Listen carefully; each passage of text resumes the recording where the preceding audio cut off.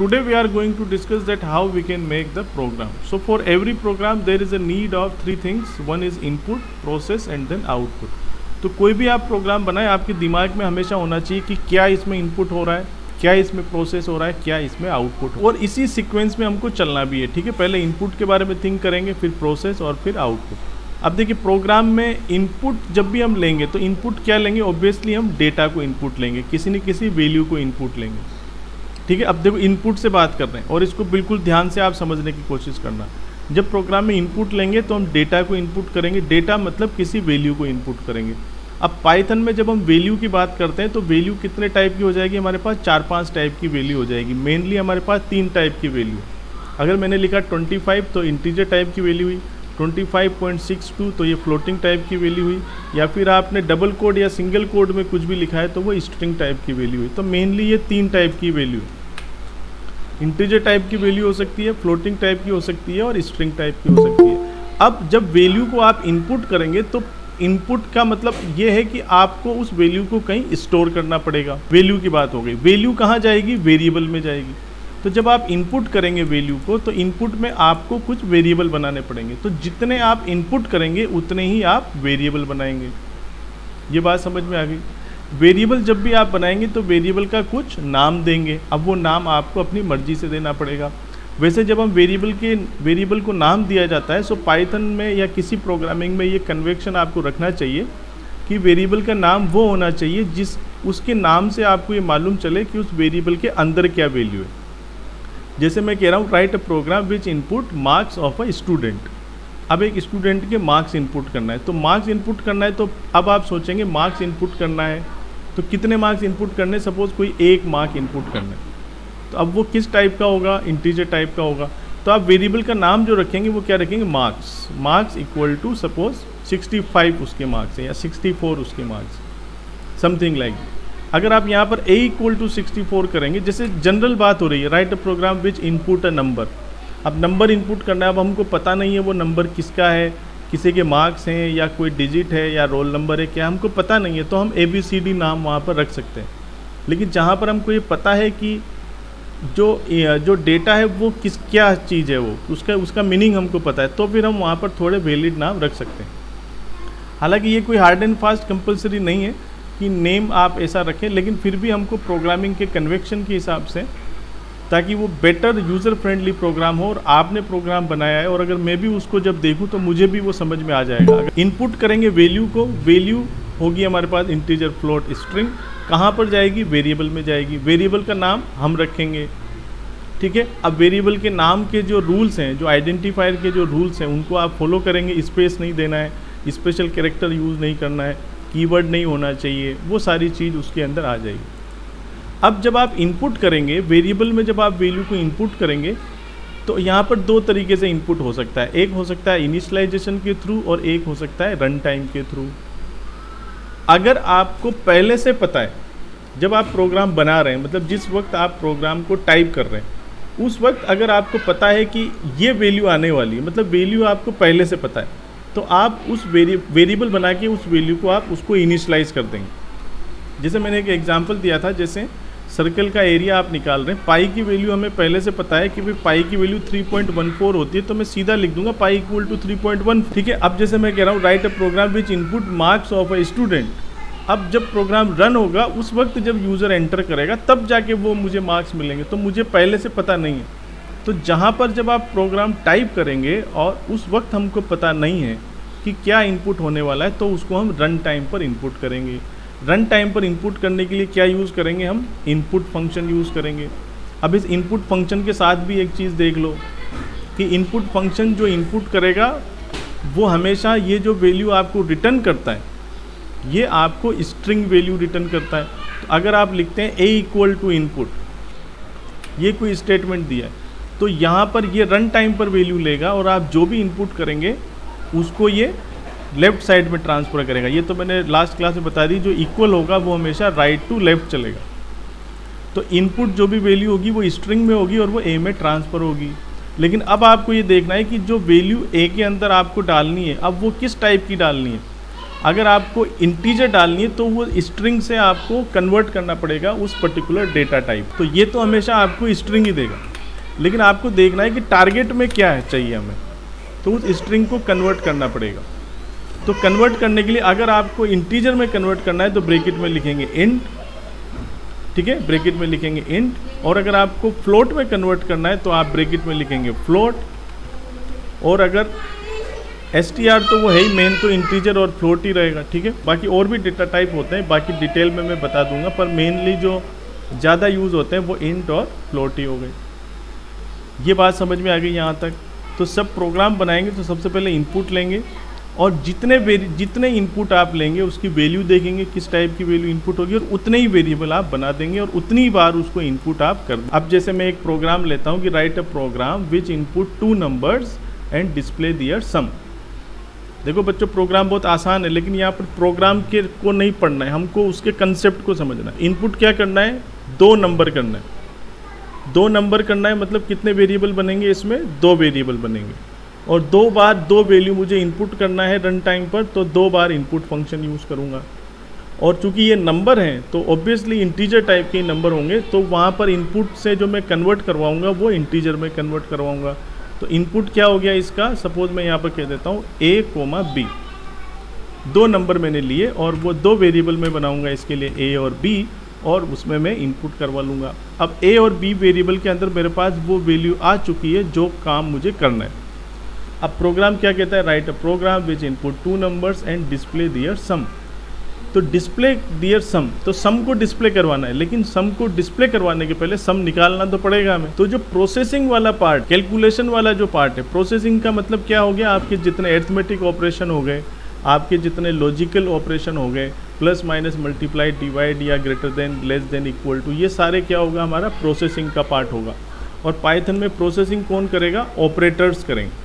कौन करेंगे processing, operators करेंगे। ऑपरेटर मतलब जैसे आपका plus minus multiply divide percentage, ये डिटेल में बच्चों चैप्टर है पूरा, जिसमें हम सारे ऑपरेटर देखेंगे कि पाइथन में कौन कौन से ऑपरेटर होते हैं, कैसे कैसे ये ऑपरेटर काम करते हैं।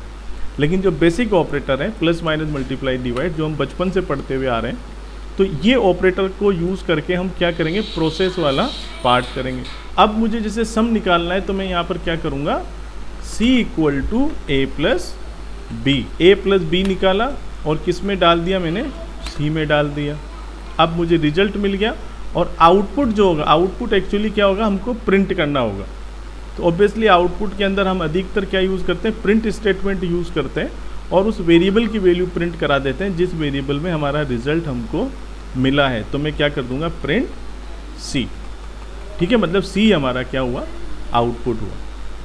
कोई डाउट बच्चों, ये कंसेप्ट हर प्रोग्राम में लगाना है। अब बच्चों जैसे मान लो मैं एक सिंपल सा प्रोग्राम बनाता हूँ, write a program which input 3 numbers and display their some.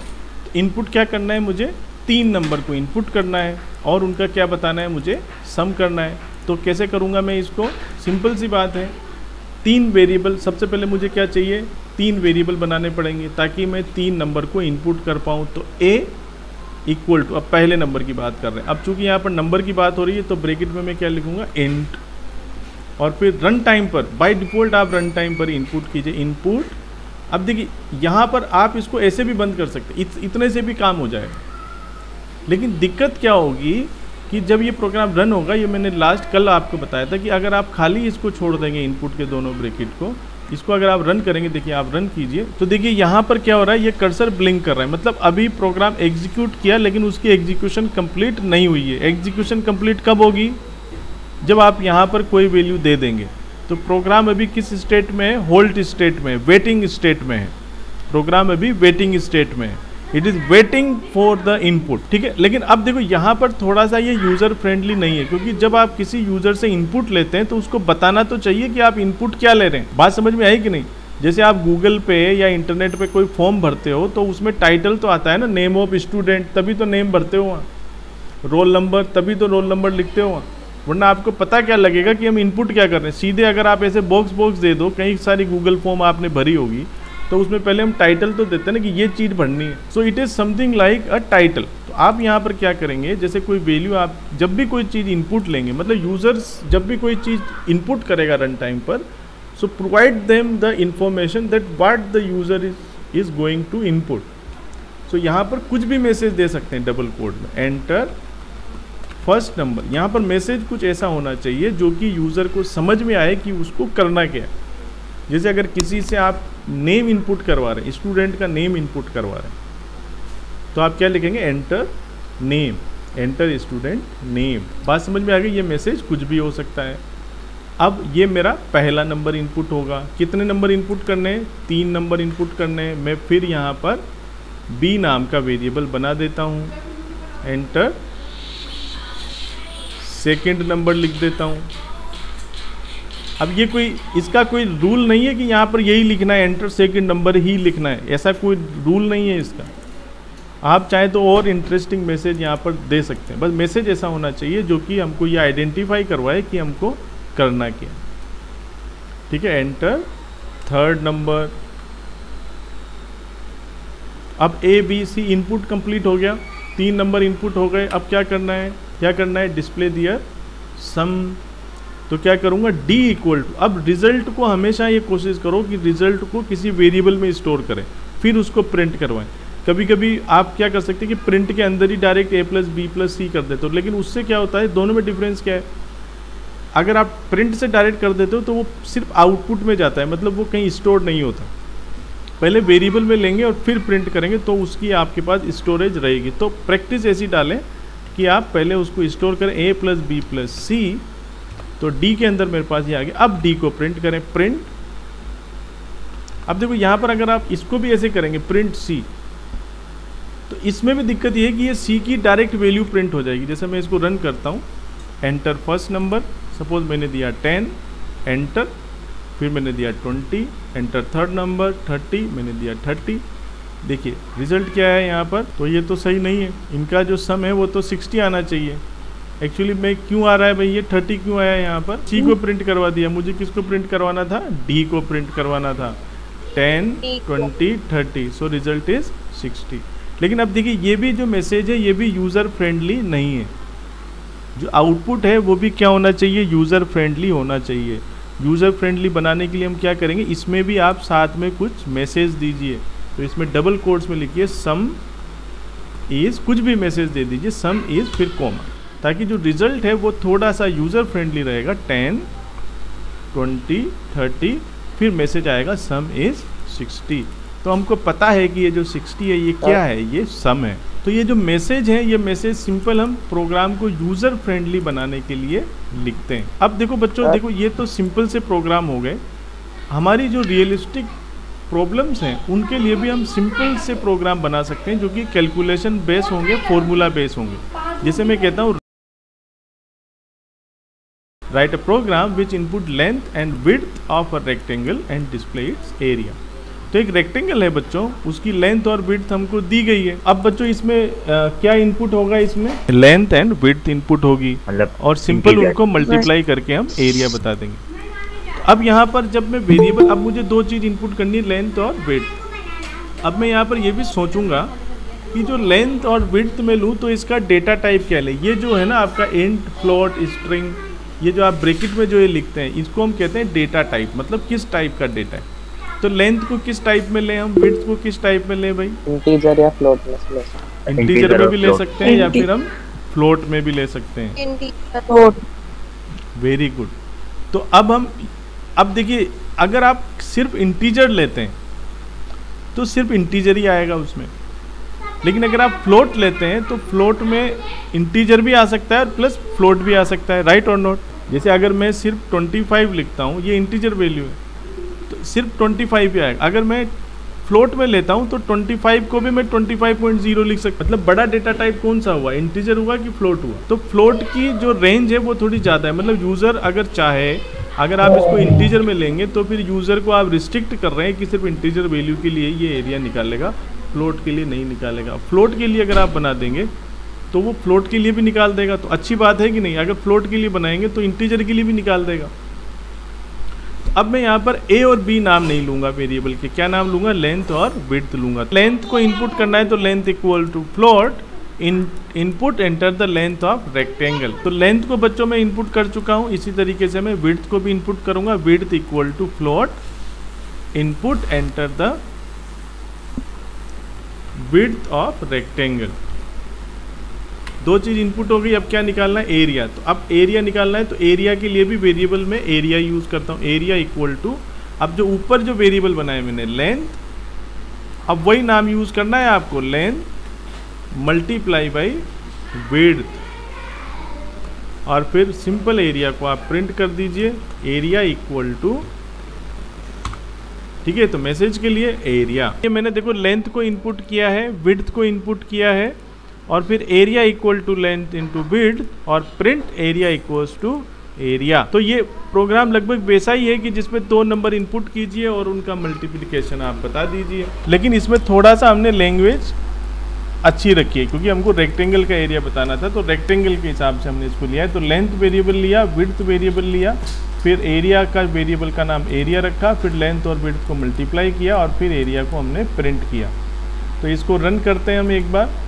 Enter the length of rectangle, तो यहाँ पर ये हमसे पूछ रहा है सपोज 25.2। अब यहाँ पर हम फ्लोट में भी दे सकते हैं क्योंकि ये वैल्यू इसकी फ्लोट हमने ली है, और विड्थ सपोज मैं देता हूँ 2.0, सो आंसर इज 50.4। तो इस तरीके से सिंपल जो फॉर्मूला बेस्ड क्वेश्चन है, फॉर्मूला बेस्ड जो क्वेश्चन है उनको सिंपल तरीके से आप कर सकते हैं।